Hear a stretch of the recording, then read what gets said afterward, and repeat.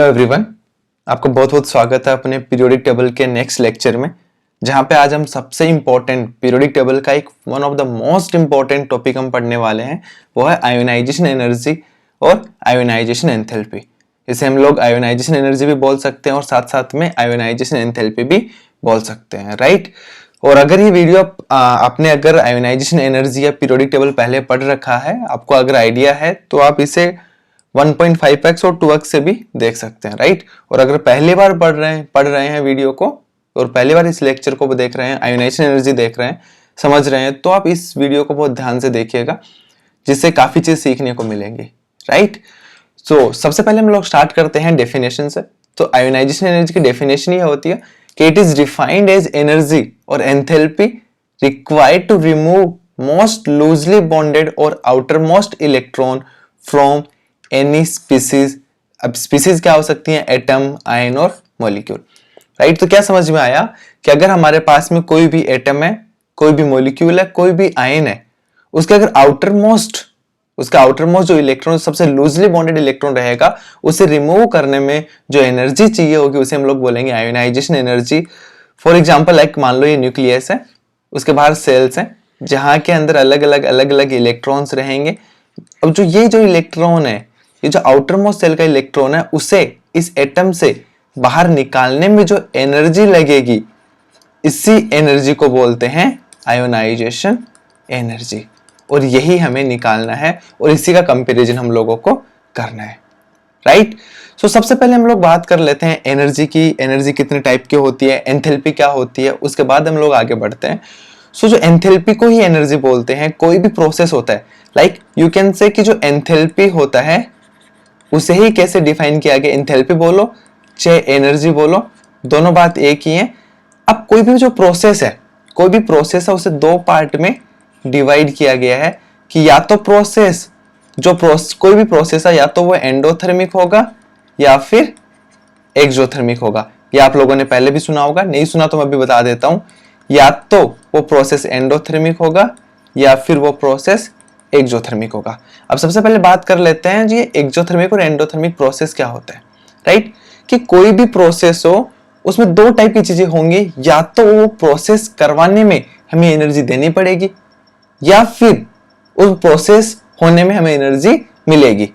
तो ऐसा बोल सकते हैं कि अगर एनर्जी एब्जॉर्ब होती है, हम लोग ऐसा बोल सकते हैं कि अगर कोई सिस्टम, कोई प्रोसेस हो रहा है जहां पे एनर्जी एब्जॉर्ब होती है, मतलब वो प्रोसेस हुआ, प्रोसेस होने में हमें एनर्जी देनी पड़ी या सिस्टम ने एनर्जी एब्जॉर्ब की, बात एक ही है।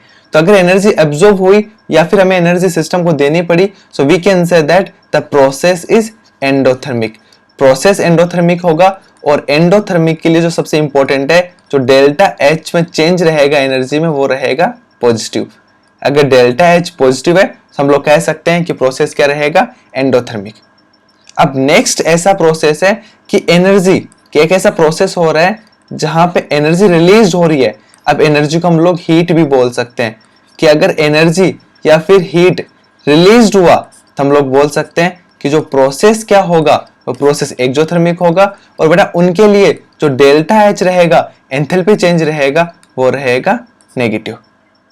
मतलब ये मान के चलो एक प्रोसेस है, जैसे let's assume A to B एक प्रोसेस है। इस प्रोसेस में मान लो ये ए से बी में कन्वर्ट करने के लिए हमें एनर्जी देनी पड़ी, मींस हमें यहाँ पे हीट या फिर एनर्जी देनी पड़ी, तो हम लोग बोलेंगे कि ये जो प्रोसेस है ए टू बी में जाने का, ये एंडोथर्मिक है। और अगर ऐसा कोई प्रोसेस होता है ए से बी में जाने का और हमें हीट मिलती है, मींस जब ए से बी में हम लोग गए तो प्रोडक्ट वाली साइड हमें एनर्जी मिली, तो इस प्रोसेस को हम लोग बोलेंगे एक्सोथर्मिक। होप सो आपको ये समझ में आया होगा एंडोथर्मिक और एक्सोथर्मिक क्या होगा। आप साथ साथ वीडियो को पॉज करके नोट्स बना सकते हैं, क्योंकि अगर नोट्स नहीं बनाएंगे तो कुछ समझ में नहीं आएगा, राइट।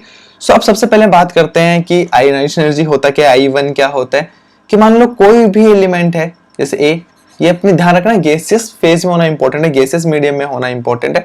अब मान लो एक गैसियस मीडियम में है, जब हम लोग इसमें से एक इलेक्ट्रॉन रिमूव करेंगे, ए में से इलेक्ट्रॉन रिमूव करेंगे, तो ये क्या बन जाएगा? A plus, right. सो जो ए से एक जो गैसियस मीडियम है, इससे एक इलेक्ट्रॉन रिमूव करने में जो एनर्जी लगी, हम लोग ऐसा बोल सकते हैं, यहाँ पे जो एनर्जी लगी उससे हम लोग बोलेंगे IE1। IE1 का मतलब कि किसी भी गैसियस स्पीसीज से फर्स्ट इलेक्ट्रॉन निकालते वक्त, मेरी डेफिनेशन को बहुत ध्यान से सुनिएगा, बहुत इंपॉर्टेंट है। फर्स्ट ये जो इलेक्ट्रॉन है, ये इलेक्ट्रॉन निकालते वक्त जो हमारी कितनी एनर्जी देनी पड़ी, वही होती है इसकी आयोनाइजेशन एनर्जी फर्स्ट। तो इसे हम लोग क्या बोल सकते हैं कि इस प्रोसेस के लिए जो आयोनाइजेशन एनर्जी, जो आयोनाइजेशन एनर्जी रहेगा, उसे हम लोग ऐसा बोल सकते हैं कि डेल्टा एच IE फर्स्ट। और किसके लिए? ए के लिए, वो भी गैसियस मीडियम में, राइट। अब मान लो हमने ए से ए प्लस बनाया, मतलब हमने इसमें से एक इलेक्ट्रॉन रिमूव किया। अब अगर मान लेते हैं हमारा मन नहीं भरा, हम बोलेंगे नहीं भाई हम तो एक इलेक्ट्रॉन और निकालेंगे। सो देखो, अगर ए प्लस में से एक इलेक्ट्रॉन और निकालेंगे तो ये क्या बन जाएगा बच्चों, बताओ ये क्या बन जाएगा? A+2 होना चाहिए गैसियस मीडियम में। ए से बन गया A+2। और ध्यान रखना इस प्रोसेस में जो एनर्जी लगी उसे बोलेंगे IE सेकेंड। IE सेकेंड किसका? ए का। अब ध्यान से देखो, इस प्रोसेस में जो एनर्जी लगी उसे हम लोग क्या क्या लिख सकते हैं? इसे हम लोग लिख सकते हैं कि डेल्टा एच IE सेकेंड किसके लिए? ए के लिए। इसे हमने सेकेंड क्यों लिखा? क्योंकि जो ए है इसमें तो यहाँ पे दूसरा इलेक्ट्रॉन निकला ना, ए से A+2 कन्वर्ट हुआ है, मतलब ए से दूसरा इलेक्ट्रॉन निकालते वक्त जो एनर्जी लगी उसे हम लोग बोल सकते हैं delta H IE second of A. और ध्यान रखना यहाँ पे एक चीज और बोल सकते हैं, वो क्या कि आयोनाइजेशन एनर्जी को यहाँ पे ऐसे भी डिफाइन कर सकते हैं कि delta H IE first of A+। अब ध्यान से देखो कि जो A+ में तो एक ही इलेक्ट्रॉन निकला है ना, ये जो प्रोसेस हम लोग देख रहे हैं वहां से देखो A+ में तो पहला इलेक्ट्रॉन निकला है, ए से दूसरा इलेक्ट्रॉन निकला है, तो हम लोग इसे क्या बोल सकते हैं? इसे ये भी, इन दोनों की वैल्यू क्या होगी? सेम। ये जो दोनों हमने लिखे हैं इनकी वैल्यू क्या होगी? सेम। सेम क्यों होगा? क्योंकि दोनों प्रोसेस तो सेम ही है।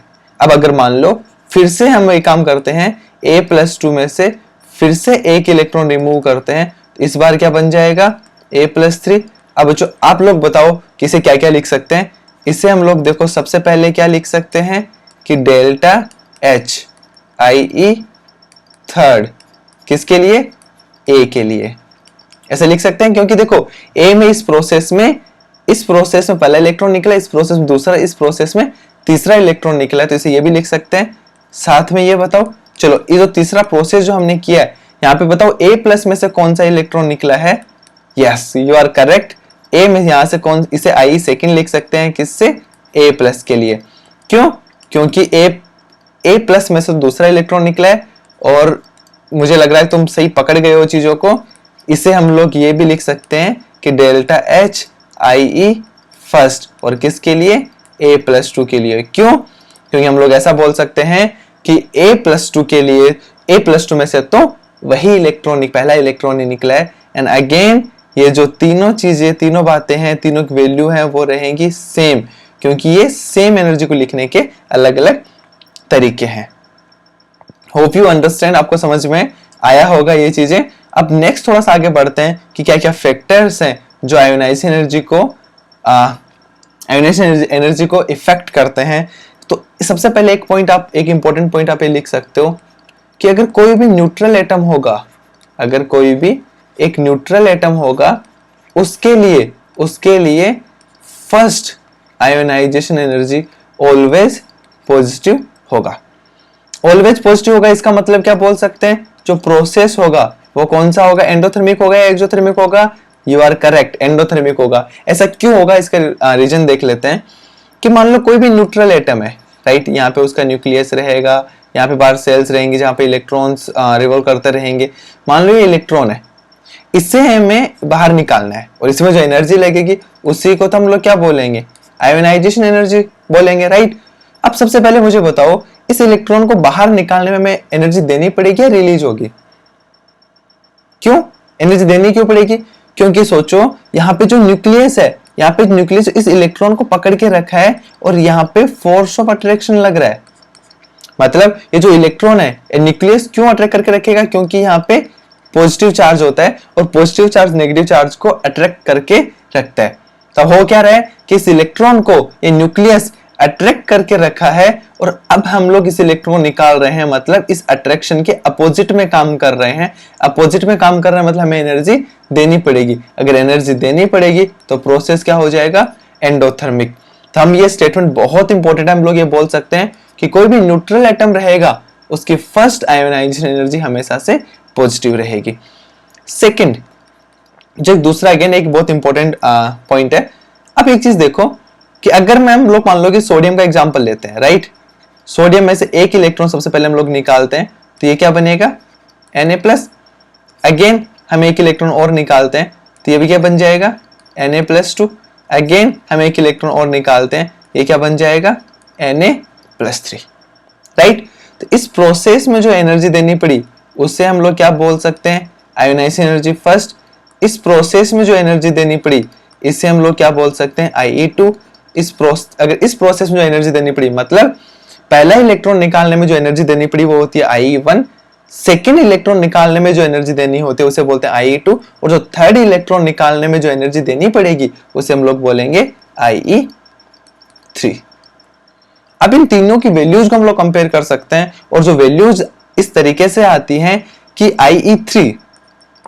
IE3 की वैल्यू सबसे ज्यादा आती है, फिर IE2। हम लोग रीजन की बात करेंगे, लॉजिक की बात करेंगे। सबसे पहले देख लो कि IE1 की वैल्यू सबसे कम आती है। तो हम लोग ऐसा बोल सकते हैं कि किसी न्यूट्रल एटम के लिए जो सक्सेसिव आयोनाइजेशन एनर्जी की वैल्यूज होती हैं वो ऑलवेज इंक्रीज होती रहती हैं। क्यों, इसके पीछे रीजन क्या है वो हम लोग फटाफट देख लेते हैं कि रीजन क्या है इसके पीछे। कि अगर सोडियम की बात करें कि जब मैं पहला इलेक्ट्रॉन निकालना हो तो इसके पास में 11 प्रोटॉन थे, 11 इलेक्ट्रॉन्स थे। हमें इलेक्ट्रॉन्स को निकालना था 11 प्रोटॉन के अगेंस्ट में। जब पहला इलेक्ट्रॉन निकल चुका है तो अगर हम Na+ की बात करें, इसके पास प्रोटॉन तो सेम है लेकिन इस बार इलेक्ट्रॉन कितने बचे, 10, क्योंकि एक इलेक्ट्रॉन तो निकल चुका है। अब सोचो 10 इलेक्ट्रॉन को 11 प्रोटॉन्स अट्रैक्ट कर रहे हैं। 11 प्रोटॉन, आप देखो कि यहाँ पे 11 इलेक्ट्रॉन्स को 11 प्रोटॉन अट्रैक्ट कर रहे थे और इस कंडीशन में 10 इलेक्ट्रॉन्स को 11 प्रोटॉन्स अट्रैक्ट कर रहे हैं। इसका मतलब ज्यादा इफेक्टिव तरीके से अट्रैक्ट कर पाएगा और फोर्स ऑफ अट्रैक्शन इलेक्ट्रॉन पे ज्यादा होगा न्यूक्लियस की वजह से, और हमें ज्यादा एनर्जी देनी पड़ेगी उसको रिमूव करने के लिए। तो ऐसा बोल सकते हैं कि IE2 ज्यादा होगा IE1 से। और अगर हम लोग Na+2 की बात करें, यहाँ पे अगेन 11 प्रोटॉन्स है लेकिन इस बार इलेक्ट्रॉन्स तो 9 ही बचे, तो यहाँ पे ज्यादा फोर्स ऑफ अट्रैक्शन हो पाएगा। जब फोर्स ऑफ अट्रैक्शन ज्यादा हो पाएगा तो जो एनर्जी रिक्वायर्ड होगी वो भी क्या होगी, ज्यादा होगी। और हम लोग बोल सकते हैं कि I3 की वैल्यू IE2 और IE1 से बहुत ज्यादा हो जाएगी। Got it. तो 2 पॉइंट हमने देखे हैं। पहला कि न्यूट्रल एटम के लिए फर्स्ट आयोनाइजेशन एनर्जी हमेशा सा एंडोथर्मिक प्रोसेस होता है, मतलब हमें एनर्जी देनी पड़ती है।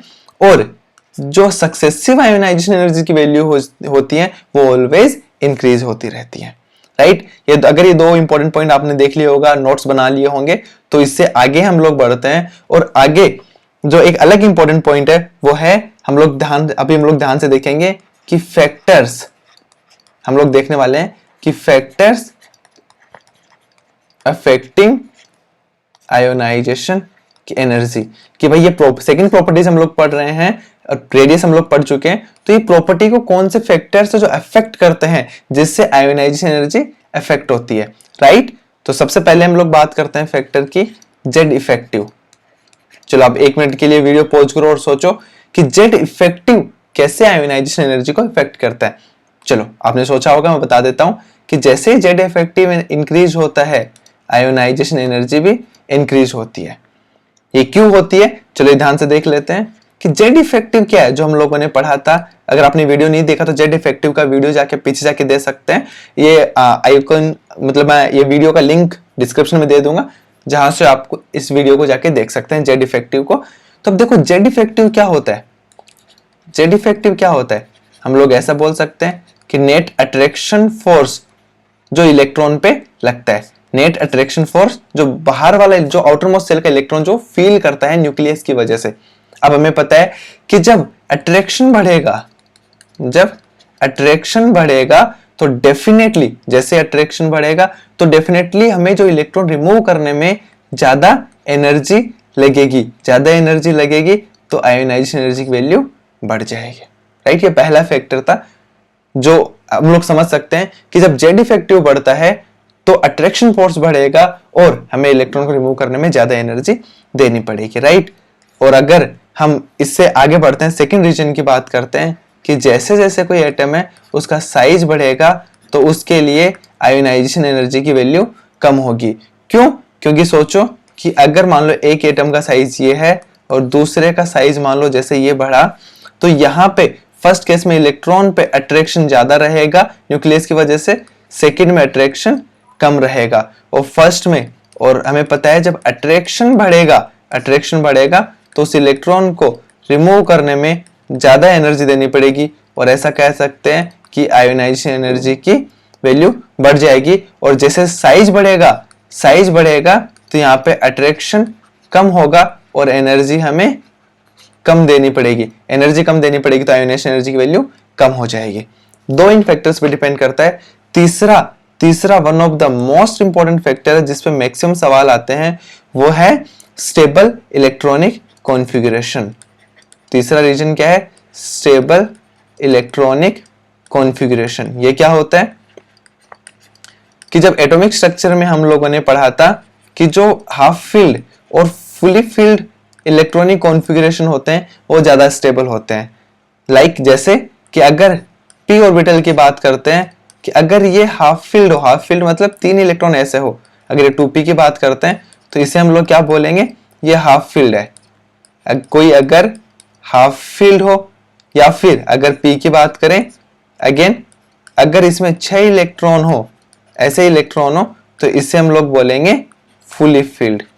ये हम लोगों ने पढ़ा था कि हाफ फील्ड और फुली फील्ड ऑर्बिटल्स होते हैं वो ज्यादा स्टेबल होता है, वो इलेक्ट्रॉनिक कॉन्फ़िगरेशन ज्यादा स्टेबल होता है। तब इस स्टेबल होगा तो इससे क्या लॉजिक होगा, क्या हम लोग समझ पाएंगे कि जब स्टेबल ज्यादा होगा तो वहां से इलेक्ट्रॉन रिमूव करना हमारे लिए टफ हो जाएगा। तो ऐसा बोल सकते हैं कि जब स्टेबल इलेक्ट्रॉनिक कॉन्फ़िगरेशन बढ़ेगा तो वहां से इलेक्ट्रॉन को निकालना मुश्किल होगा और उसके लिए आयोनाइजेशन एनर्जी की वैल्यूज बढ़ेंगी। You got it? मींस कि अगर हमारे पास में दो सिचुएशन है, एक सिचुएशन है 2p2 मान लो और दूसरी सिचुएशन हमारे पास में 2p3 हो, और हमें इलेक्ट्रॉन निकालना हो तो 2p3 में इलेक्ट्रॉन रिमूव करने में हमें एनर्जी ज्यादा देनी पड़ेगी। क्यों देनी पड़ेगी?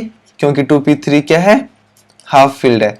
अब हाफ फील्ड है तो इसमें हमें एनर्जी ज्यादा देनी पड़ेगी इन कंपैरिजन टू 2p, क्योंकि यहाँ पे हाफ फील्ड नहीं है, फुली फील्ड नहीं है।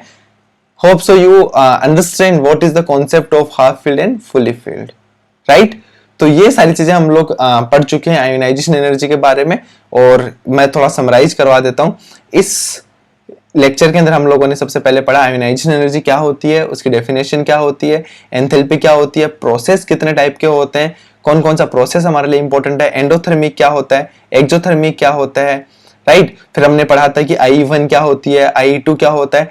अगेन सिर्फ डेफिनेशन पे ध्यान रखना, IE2 का मतलब होता है सेकंड इलेक्ट्रॉन निकालते वक्त हमें कितनी एनर्जी देनी पड़ी। IE1 का मतलब होता है फर्स्ट इलेक्ट्रॉन निकालते वक्त। अब IE2 का मतलब है कि पहला इलेक्ट्रॉन निकल चुका है, दूसरा इलेक्ट्रॉन निकाल रहे हैं, और उससे उस वक्त हमें कितनी एनर्जी देनी पड़ी, वही हमारी IE2 होती है, राइट। फिर हमने इंपॉर्टेंट पॉइंट्स देखे थे कि न्यूट्रल एटम के लिए आयोनाइजेशन एनर्जी फर्स्ट की वैल्यू हमेशा से एंडोथर्मिक होती है, हमें एनर्जी देनी पड़ती है। सेकंड हम लोगों ने इंपॉर्टेंट पॉइंट देखा था कि जो सक्सेसिव आयोनाइजेशन एनर्जी होती है उनकी वैल्यू हमेशा से इंक्रीज होती रहती है।